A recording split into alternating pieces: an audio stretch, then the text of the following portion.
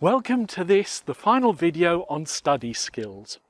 My name's Andy Wicks, and in this video I'm going to be looking at some of the techniques that you can use to find out what works best for you. How can you find how your metacognitive side can learn?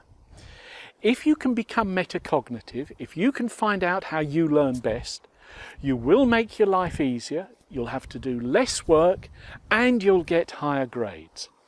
And this final video looks at some of the techniques. I'm going to start though with the bad news. The bad news is I can't tell you what works for you.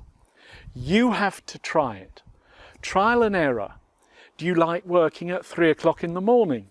Do you prefer to read things quietly in a corner?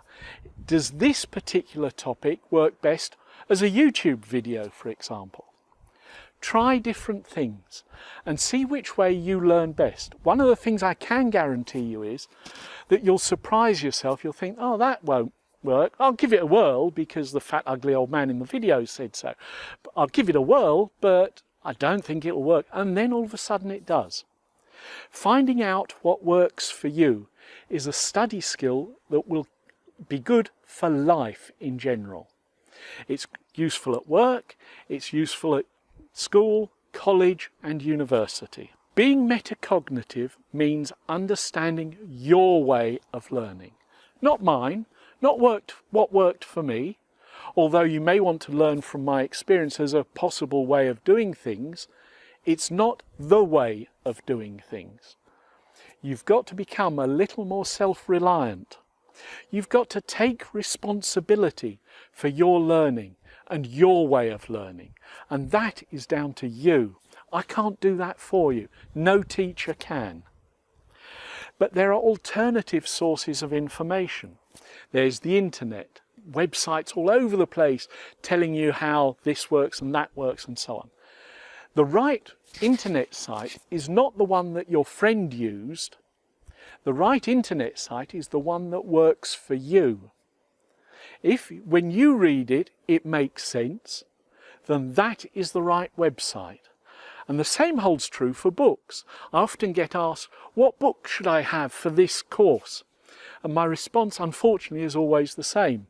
Go to a bookshop that stocks a lot of books in this area and have a look and see which one works for you. The one that works for you is the right book.